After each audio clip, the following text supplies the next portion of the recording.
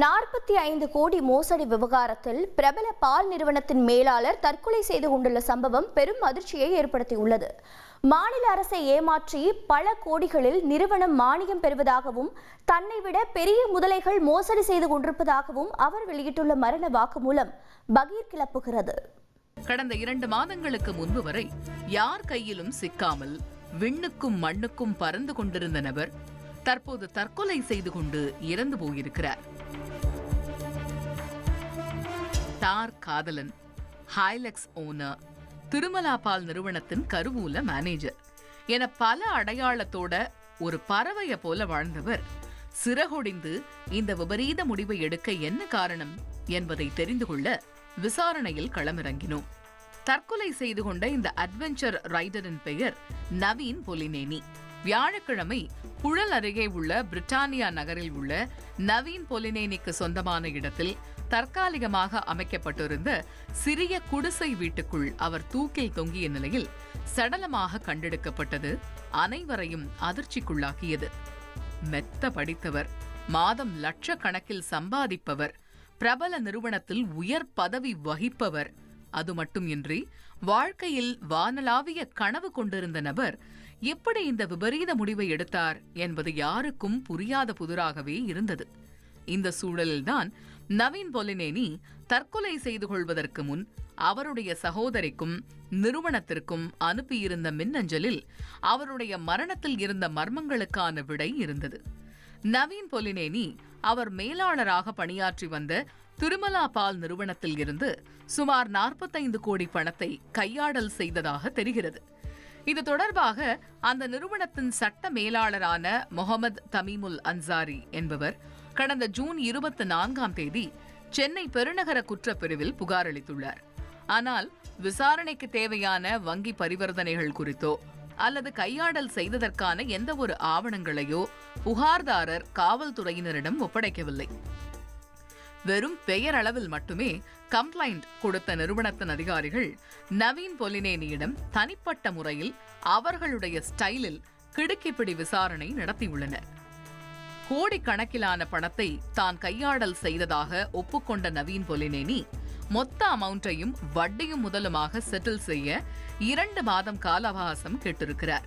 அதோடு காவல்துறையில் புகார் அளித்த 2 நாளில் கடந்த 26ஆம் தேதியன்றே நவீன் பொலினேனி 5 கோடி ரூபாய் பணத்தை கம்பெனியிடம் திருப்பி ஒப்படைத்துள்ளார். இந்நிலையில் முழு பணத்தையும் நவீன் அடைப்பதாக கூறிய பிறகும் நிறுவனத்தின் அதிகாரிகள் உன்னை சும்மா விடமாட்டோம், நீ எப்படியும் சிறையில் களி திங்க வேண்டும் என மிரட்டியுள்ளனர். அதோடு நவீனின் குடும்பத்தினருக்கும் மிரட்டல் விடுத்ததாக சொல்லப்படுகிறது. இதனால் மிகுந்த மன உளைச்சலுக்கு ஆளான நவீன் தன்னுடைய எதிர்காலமே போச்சு என்கிற மன விரக்தியில் இருந்துள்ளார். அதன் காரணமாக கடைசியாக அவருடைய லக்கியான ஹைலக்ஸ் காரில் பிரிட்டானியா நகரில் உள்ள அவருக்கு சொந்தமான இடத்திற்கு சென்றுள்ளார். அங்கு கப்பல் போல ஒரு வீடு கட்ட வேண்டும் என்பது நவீனின் கனவாக இருந்ததாக சொல்லப்படுகிறது. அங்கு நிறுத்தி வைக்கப்பட்டிருந்த ஃபேவரட் ஜீப்களுக்கு பிரியாவிடை கொடுத்து சென்ற நவீன் அங்கு அமைக்கப்பட்டிருந்த குடிசை வீட்டிற்குள் சென்று தூக்கிட்டு தற்கொலை செய்து கொண்டிருக்கிறார்.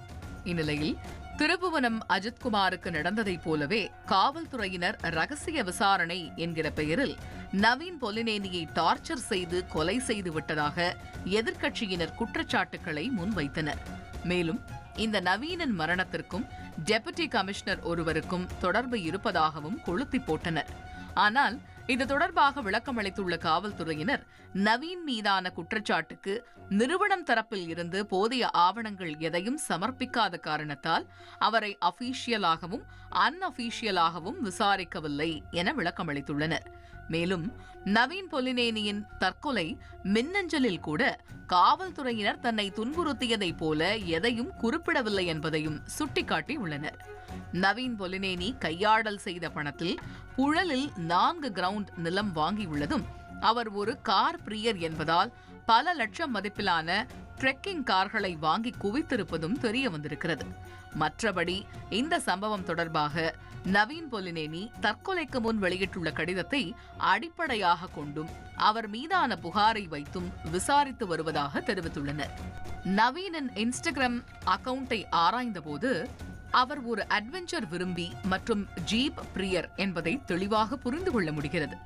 அது மட்டுமின்றி இன்ஸ்டாகிராம் பயோவில் ஹக்குனா மட்டாட்டா என ஸ்டேட்டஸ் வைத்திருக்கிறார்.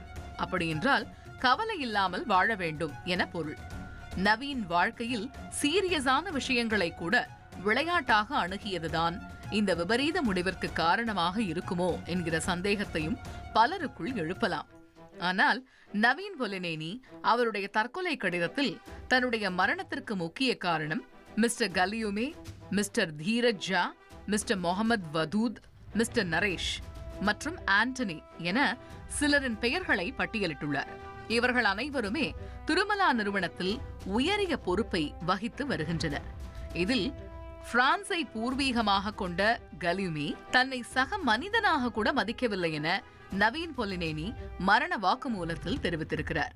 அதோடு தான் கையாடல் செய்த பணத்தில் தீரஜ் ஜா 50-50 பங்கு கேட்டதாகவும் அதை கொடுக்க மறுத்ததால் தான் தன்னை அவர் பழிவாங்கிவிட்டதாகவும் நவீன் பொலினேனி குற்றச்சாட்டை முன்வைத்திருக்கிறார். மேலும் மகாராஷ்டிரா அரசாங்கத்தை ஏமாற்றி கோடிக்கணக்கில் மானியம் பெற்று வருவதாகவும் அதற்காக அதிகாரிகளுக்கு கணக்கில்லாமல் லஞ்சம் கொடுக்கப்படுவதாகவும் நவீன் பொலினேனி பகீர் கிளப்பியுள்ளார்.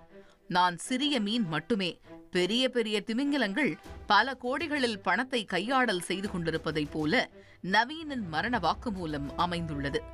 கடைசியாக அந்த மின்னஞ்சலில் என்னுடைய சடலத்தை வைத்து பணத்தை மீட்டுக் கொள்ளுங்கள் என ஆதங்கத்தோடு தெரிவித்தவர், என்னுடைய மரணம் உங்கள் நிறுவனத்தின் சாம்ராஜ்யத்தையே அசைத்து பார்க்கும் என்றும் எச்சரித்துள்ளார்.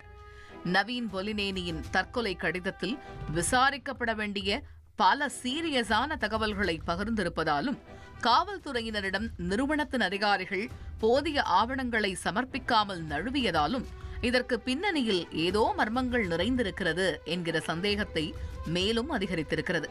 நேர்மையான விசாரணை மேற்கொள்ளப்படும் பட்சத்தில் நவீன் பொலினேனி குறிப்பிட்டிருந்ததைப் போல அவருடைய மரணம் அந்த நிறுவனத்தின் சாம்ராஜ்யத்தை ஆட்டம் காண வைத்தாலும் அது ஆச்சரியப்படுவதற்கில்லை. அதிமுக்கிய விவரங்களை அனைவருக்கும் புரிய வைக்கும் பாட்காஸ்ட். தவிர்க்க முடியாத முதல் மக்கள் வளைகுடா நாடுகள் பிரான்சிஸுக்கு பிரியா விடை சம்பவங்களை தேடி களத்திற்கே உங்களை அழைத்துச் செல்லும் ஸ்பாட்லைட்.